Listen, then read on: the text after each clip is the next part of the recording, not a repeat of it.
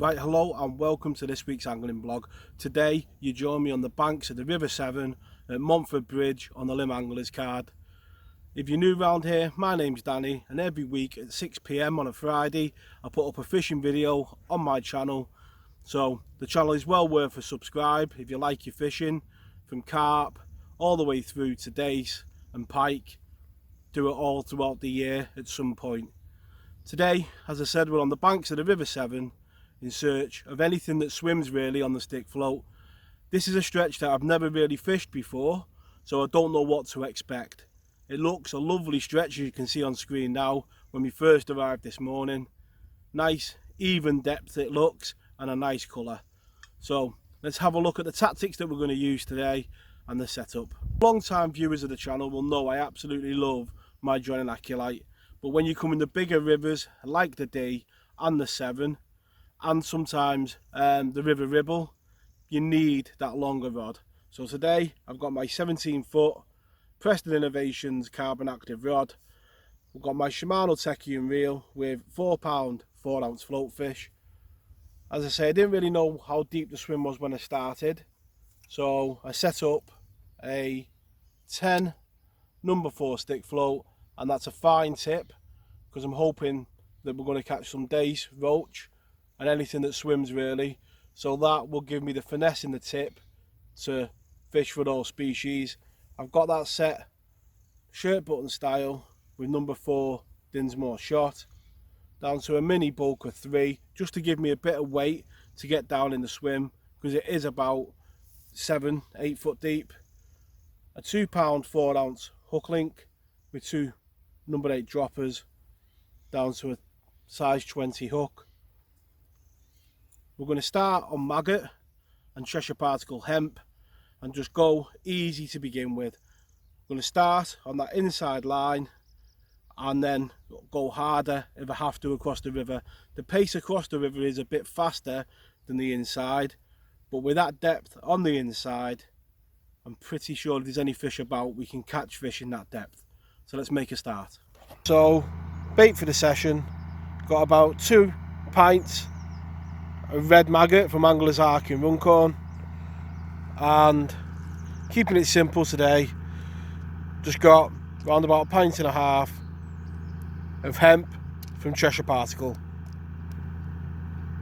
2 baits that I know work and will give me a good idea of what this bit of river holds.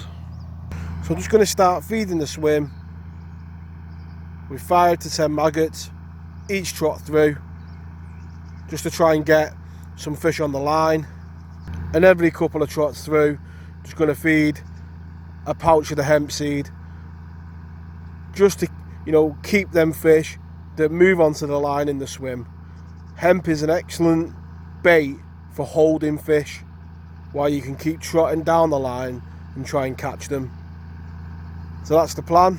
Let's make a start. So that first trot down of the session is always a special one. You never quite know what to expect. I have been putting a bit of maggot down this line while I've been setting up, and these early stages are just about really trying to work out the peg to see whether it deepens up or shallows, in different areas, before committing as to where you really want to try and get your bites and put your hemp. The river, this stretch, is one that I've never personally fished before, and that's a bite on the first trot down, which is a great sign. It's a stretch that I've never fished before, so it's always exciting. Sometimes on the blog, obviously, we visit areas that I've fished in the past, so you kind of know what to expect. But with the River Severn, you never really know, and especially when it's a brand new stretch. But when we arrived this morning, it does look a nice stretch of river. So after a few trots down, the first fish of the session, and it looks like a dace, I think, which, as I've said before on the blog, is always a great sign, because where there's one, there's normally more. And there we go, a lovely dace to start the session. They feed in nearly all conditions and are in most of our rivers in the UK, and by far my favourite fish. And hopefully there's one or two more of them down there. Second fish of the session, another dace. And like I said, with the dace, they are a shoal fish, so normally where you find one you do find more, but it's not a bite of chuck. I've missed one or two bites on the way down, but you know, 2 dace in the first probably 15 minutes of the session is a good start for a new river. It's 2 bites. I mean, sometimes when you go a new river you don't get a bite at all, and believe you me, I have done that in the past, gone to brand new sections of river and you just haven't got a bite. So to get 2 early on is a good sign. And with a river as big as this, it does take time sometimes to draw the fish onto your line of feed. When you think about it, if it's 8 foot deep, and even if it's 8 foot deep all the way across, and for 200 yards down, you've got to think about how much water that actually is, and you've got to draw them onto your line. But 2 days and a few missed bites is a good start to the session. Third fish of the session, this lovely plump River Severn dace.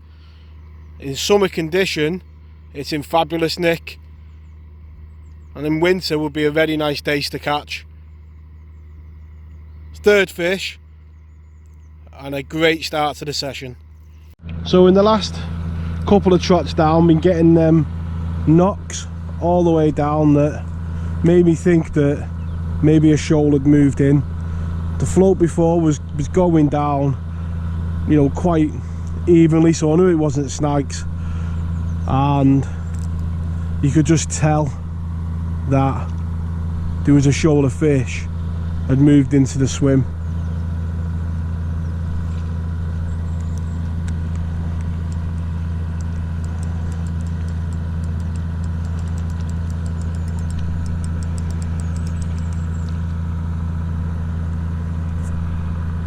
And when we arrived in the field today, there was a few cows in the corner that call this beautiful place home, and I think they've just found us, and hopefully they stay at the top of the bank and don't start venturing down. But to be honest with you, they look more like young cattle than they do bulls or anything like that, or anything to worry about.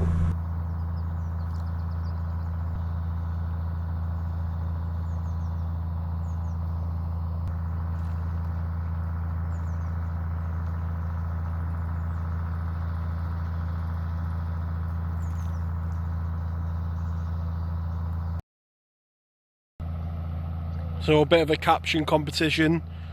Leave your caption in the comments below. What is that cow thinking? I think this is a different species. It looks like a chublet, which is an even better sign, and a sign that the fish really are now coming onto that line of bait. There we go. The first different species of the day is definitely a chub, or chublet. Now earlier on I said about dace. Now when I catch dace, I always think, well, I can get one, I can catch more. When I catch a chublet, I begin to think, is mum and dad around? So just hooked into a slightly better fish right down the swim. I don't know whether it's foul hooked or whether it is just a better fish, but it was right down the swim. Yeah, it's a chub, a slightly better one than the other one that we had before, and does explain why the swim went quiet for a little bit. And there's that chublet there. What absolutely fantastic condition that fish is in. absolutely mint and a lovely fish. And no surprise them dace went a bit quiet, and if we get a shoal of these move in, they will push them smaller dace out. But yeah, hopefully there's a few of them about. A sign that I might have to start increasing the feed a bit, but like I said at the start, it just shows how the swim can progress from not, you know, from a tough start with 1 or 2 bites in 15 minutes, and now we've got these chublets that have moved in that line, and that is how your swim can develop. And these could quite easily be 2 or 3 pounders on some rivers. Yeah, made up with that, absolutely made up. Let's get it straight back. So them cows that were right behind my uncle before and me have now quietly just settled back down, and to be honest with you, in all the years fishing the river, I think there's only one time I've ever had a problem, and that was where I made the mistake of not noticing a bull in the field. Generally, if they've got a ring in the nose and they're massive, I would avoid the field, but most of them are either beef cattle or, you know, a milking herd sometimes, and just inquisitive really. So don't let it put you off if you're new to river fishing and you turn up and see a few cows in the field. They'll always come over to have a look, but generally it's where they end up, back where they started. And that's something that you don't see on the local river at all. They do keep over the far side, and great to see everyone enjoying the river. Great stuff. And right down the back of the swim, just hooked into what I think is another chub. Certainly feels like one, and by the fact that he's trying to go in the side of the bank, almost confirms it, I would think. That is a much better chub.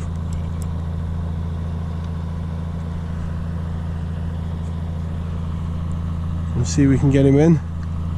Slightly bigger than the last one, but lovely to see a set of white lips coming up. And there's that chub that tried to get me in that inside bank. About 1.5 pounds, so, you know, bigger than the last 2, and holding right down the bottom of the swim where that hemp and then maggots are just trickling through. And with these fish you do begin to build a picture of the stretch, and one thing this is telling me is it's definitely worth another trip, you know, with more maggots, and really attack the swim. Got 2 pints with me today and about 1.5 pints of hemp, and if there's many of these about, I don't think it's going to be enough bait, but who's complaining at another trip? Let's get this one straight back. And you can almost tell when the chub are back, because you start getting a few dace when they move out, and then it goes really quiet. And this is another, only a small chublet, but a pattern is appearing that you do start getting a few dace and then it goes quiet. And I think that shoulder chub is just hanging in this area and moving in and out. What lovely markings that chub's got. Some golds on its gill cover and the coppers on its head, orange fins, and we'll definitely be back on this stretch for sure. And no matter how far I seem to travel on the river, Mr. and Mrs. Swan always seem to find me.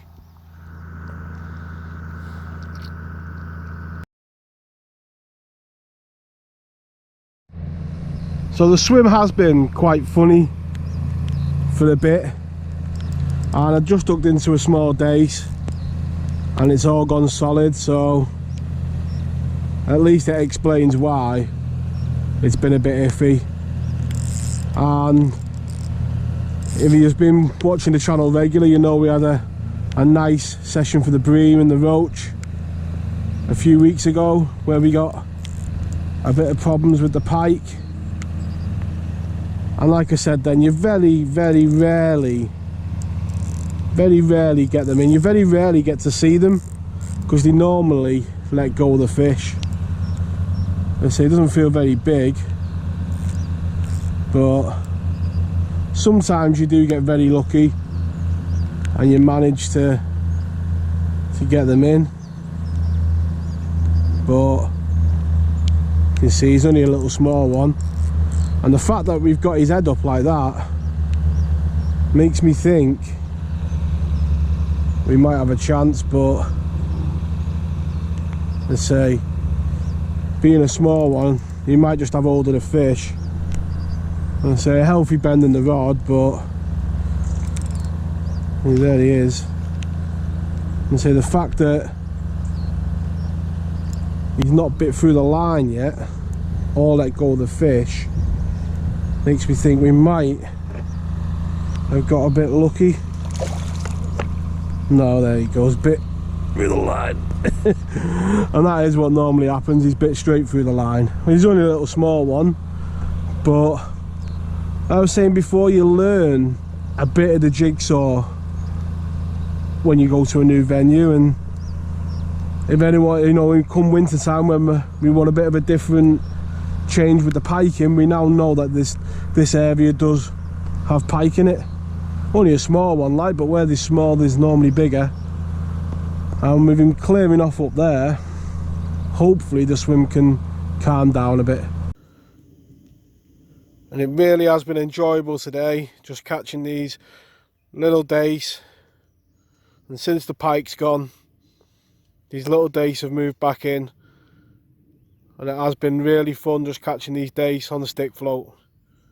Definitely a venue we'll be back to and really attack with some bait. And there we go, a chub to finish the session with. Let's have a look at that final net and see how we've got on. Right, so the session comes to an end there now. That pike moving in did make the last 2 hours of the session quite sporadic and a bit iffy. It never is helpful when you're dace fishing or chub fishing to have a pike going around the swim. And to be honest, I don't think he moved out towards the end. One thing I would like to say is thank you very much to Lymm Anglers for allowing me to use a keep net. I've had a fantastic day on this water. It was the first time I've ever visited this venue, and I've learned so much. It's got so much potential. One thing that is said in river fishing is about access, and people are put off by access. As you can see on screen now, the car park in summer conditions is right next to the river. You can literally get out your car and you can see the start of the stretch literally down a bit of a path. As far as the eye can see, you've got access to river all the way up to the caravan site nearly on a couple of stretches above, so there's loads of river to go at. And today just shows that, you know, if I come back here next time, I would certainly bring more bait and really attack the swim. I think if you could put a bit of bait in and really, you know, go for it, I think you could get them chub quite lined up. And it'll certainly be a venue we'll come back to. As you can see on screen now, I've had a fantastic day's fishing with chub and dace, and I've really enjoyed myself. It's been an absolutely fantastic day on the bank. The weather hasn't been great, but well worth the journey down here. I hope you've enjoyed this week's blog. Tight lines in your own fishing, and I'll catch you all next time. Tight lines.